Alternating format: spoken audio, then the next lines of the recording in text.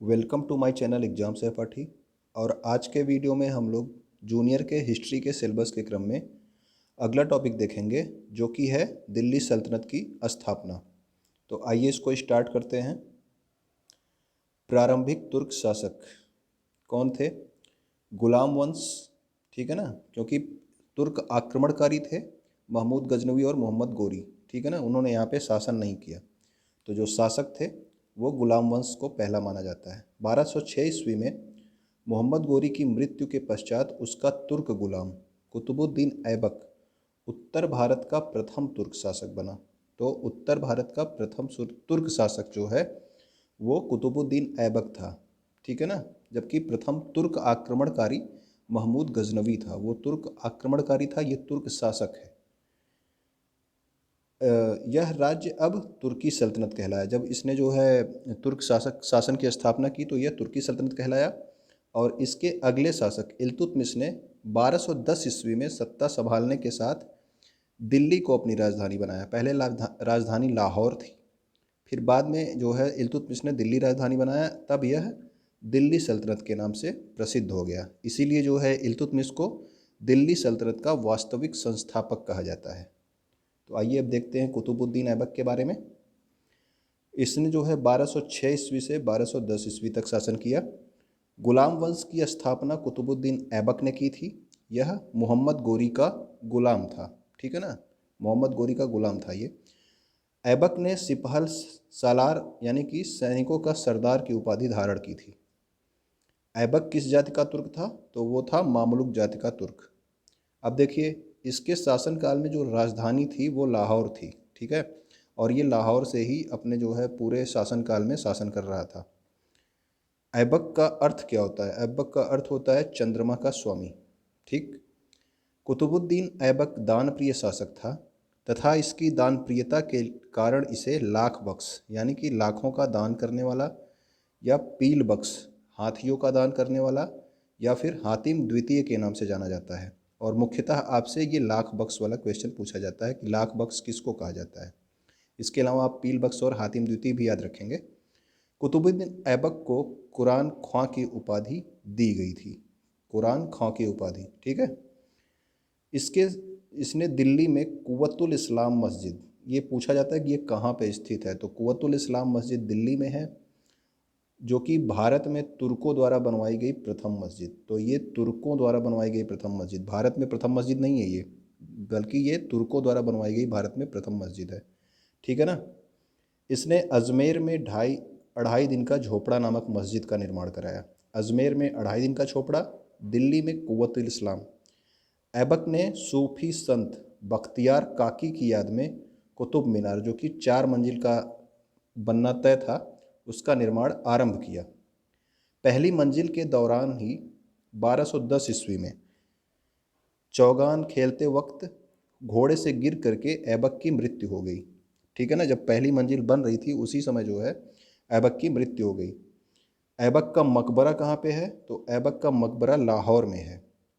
और ये जो कुतुब मीनार था इसके 4 मंजिलों का निर्माण इल्तुतमिश ने पूरा करवाया था, क्योंकि जो है पहले मंजिल के दौरान ही उसकी मृत्यु हो गई थी कुतुबुद्दीन ऐबक की, तो उसको पूरा किसने कराया? इल्तुतमिश ने। अब उसके आगे देखिए, आकाशीय बिजली के कारण कुतुब मीनार क्षतिग्रस्त हो गया था और उसके बाद उसकी मरम्मत तथा 5वीं मंजिल जो कि संगमरमर की बनी हुई है, इसका निर्माण फिरोज शाह तुगलक ने करवाया। जब आपसे पूछा जाएगा कि कुतुब मीनार को पूर्ण किसने कराया था, तो पूर्ण कराया था इल्तुतमिश ने। लेकिन जो है कुतुब मीनार की मरम्मत और उसकी 5वीं मंजिल या फिर अंतिम रूप से जो है जो आपका कुतुब मीनार है उसको किसने पूर्ण कराया, तो वो आपके हो गए फिरोज शाह तुगलक, ठीक है ना। अब देखिए इल्तुतमिश के बारे में। कुतुबुद्दीन ऐबक की मृत्यु के बाद आराम शाह गद्दी पर बैठा। आराम शाह की हत्या करके इल्तुतमिश गद्दी पर बैठा, ठीक है ना। पहले आराम शाह बैठा था, उसके बाद इल्तुतमिश ने उसकी हत्या करके वो गद्दी पर बैठ गया। दिल्ली का सुल्तान बनने से पहले इल्तुतमिश कहाँ का सूबेदार था? बदायूं का सूबेदार, ठीक। और मोहम्मद गोरी से सबसे पहले दास्ता मुक्त पत्र किसने प्राप्त किया? तो वो इल्तुतमिश ने प्राप्त किया था, क्योंकि जो है ये सब जो है दास थे मोहम्मद गोरी के, कुतुबुद्दीन ऐबक और लेकिन ये कुतुबुद्दीन ऐबक का भी दास था, ठीक है ना, इसीलिए इसको दासों का दास कहा जाता है। दिल्ली सल्तनत में यह पहला शासक था जिसने सुल्तान की उपाधि धारण की। तो कहाँ पे? दिल्ली सल्तनत में। जबकि आपसे अगर पूछा जाएगा तो अगर ये पूछा जाएगा कि पहला सुल्तान जिसने सुल्तान की उपाधि धारण की, तो पहला सुल्तान था आपका महमूद गजनवी ने सबसे पहले सुल्तान की उपाधि धारण की थी। लेकिन दिल्ली सल्तनत में पहला शासक कौन था? तो इल्तुतमिश था जिसने सुल्तान की उपाधि धारण की। इसने दिल्ली सल्तनत की राजधानी को लाहौर से दिल्ली स्थानांतरित की। तो पहले तो आप कुतुबुद्दीन ऐबक के समय में लाहौर था, लेकिन इसने क्या किया? दिल्ली में स्थानांतरित किया, और इसी कारण इल्तुतमिश को दिल्ली सल्तनत का वास्तविक संस्थापक कहा जाता है। ठीक, तो इल्तुतमिश को ही उत्तर भारत में तुर्कों के राज्य का वास्तविक संस्थापक माना जाता है। तो वास्तविक संस्थापक पूछा जाएगा गुलाम वंश का या दिल्ली सल्तनत का, तो वो मतलब कि दिल्ली सल्तनत का, तो वो आपका होगा इल्तुतमिश, ठीक है ना। इल्तुतमिश इलबरी जाति का तुर्क था। अब आप उसका बताएंगे कौन था वो? कुतुबुद्दीन ऐबक मामलुक जाति का तुर्क था, लेकिन इल्तुतमिश इलबरी जाति का तुर्क था। इसने शमसी वंश की स्थापना की थी। इल्तुतमिश को गुलामों का गुलाम कहा जाता था। ठीक, अभी ऊपर बताया क्यों। 1215 ईस्वी में तराइन का तृतीय युद्ध हुआ। प्रथम और द्वितीय युद्ध के बारे में आप पिछले वीडियो में पढ़ चुके हैं। कब हुआ था? 1191 1192 में, ठीक है ना। लेकिन 1215 ईस्वी में तराइन का तृतीय युद्ध हुआ। इसमें इल्तुतमिश ने यल्दौज को पराजित किया था। तो तराइन का तृतीय युद्ध इल्तुतमिश और यल्दौज के मध्य हुआ था। 1221 ईस्वी में मंगोल आक्रमणकारी चंगेज़ खां, जिसको तेमुजिन के नाम से भी जानते हैं, यानी कि चंगेज़ खां का नाम तेमुजिन भी था, उसने भारत पर आक्रमण किया था 1221 ईस्वी में। इल्तुतमिश ने तुर्कान चिहलगामी, जिसको चालीसा, और ये चालीसा क्या होता था? ये था 40 अमीरों का समूह, इसके इस नाम का एक सैन्य विभाग का गठन किया था, ठीक है ना, जिसमें 40 अमीर सरदार रहते थे। दिल्ली सल्तनत में सर्वप्रथम मकबरे का निर्माण, दिल्ली सल्तनत में, ये देखिए दिल्ली सल्तनत में लिखा है ना, तो दिल्ली सल्तनत में सर्वप्रथम मकबरे का निर्माण इल्तुतमिश ने कराया, इसलिए इल्तुतमिश को मकबरों का जन्मदाता कहा जाता है। ठीक, अब इनकी प्रशासन व्यवस्था के बारे में देख लेते हैं। प्रशासन व्यवस्था इनकी कैसी थी? तो इनकी सबसे छोटी इकाई जो थी वो ग्राम थी, और ग्राम का जो प्रमुख होता था वो मुखिया होता था। ग्राम में पटवारी और चौकीदार भी होते थे, और कई गांवों से मिलकर क्या बनता था? परगना। तो परगना के जो अधिकारी थे उसको परगनाधिकारी कहते थे, और कई परगनों से मिलकर क्या बनता था? प्रांत, जिसको बोला जाता था इक्ता। तो आपको मुख्यतः इक्ता याद रखना है, ठीक है ना।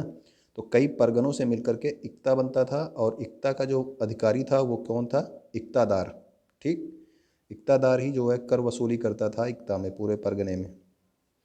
और इसके बाद जो है जो सबसे बड़ी इकाई वो तो केंद्रीय शासन थी ही, वो भी कई इक्तों को मिला करके केंद्रीय शासन व्यवस्था थी, जिसका प्रमुख कौन होता था? सुल्तान होता था। ठीक, तो ग्राम, ग्राम से परगना, परगने से इक्ता, और इक्तों से केंद्रीय शासन जो है पूरी कंप्लीट इकाई बन गई, जिसका प्रमुख कौन था? सुल्तान।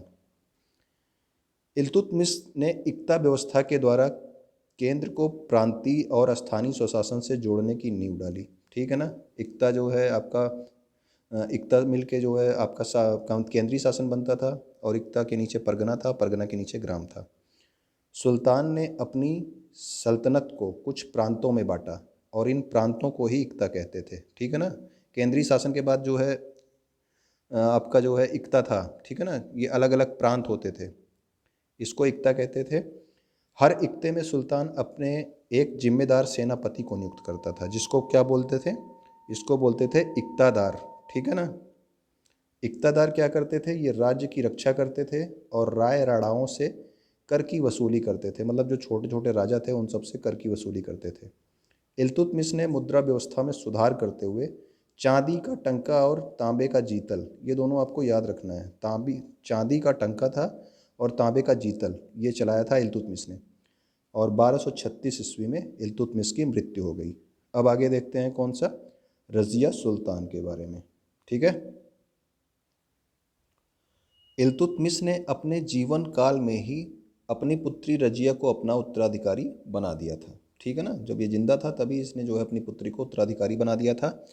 परंतु सरदारों और उलेमाओं के विरोध के चलते इल्तुतमिश की मृत्यु के बाद शाह तुर्कान की मदद से उसका पुत्र रुकनुद्दीन फिरोज गद्दी पर बैठा। ये शाह तुर्कान कौन है? रुकनुद्दीन फिरोज की माँ है, ठीक है ना। ये बहुत निर्दयी महिला थी, तो इसकी मदद से जो है रुकनुद्दीन फिरोज गद्दी पर बैठता है।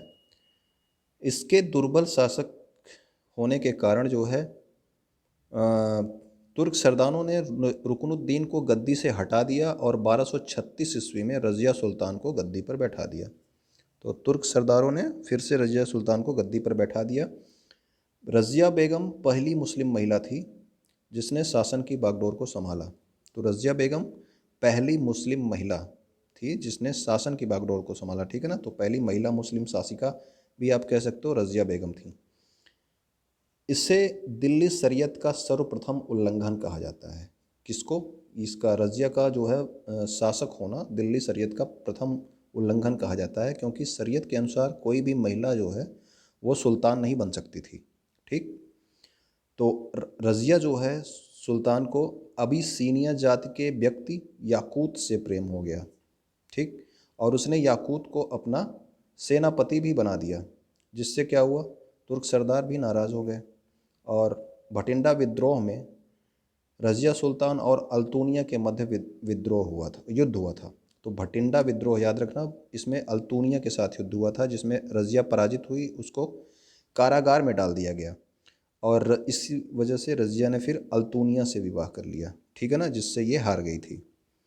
उसके बाद विवाह के बाद जब दोनों दिल्ली लौट रहे थे तो पंजाब के कैथल के पास रज़िया का भाई था बहराम शाह, उसने इनकी हत्या करवा दी। मतलब अल्तूनिया और रज़िया की हत्या करवा के स्वयं दिल्ली का सुल्तान बन गया।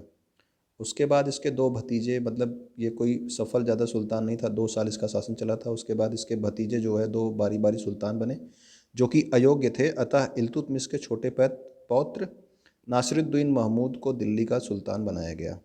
तो नासिरुद्दीन महमूद के बारे में भी अब देख लेते हैं क्या है।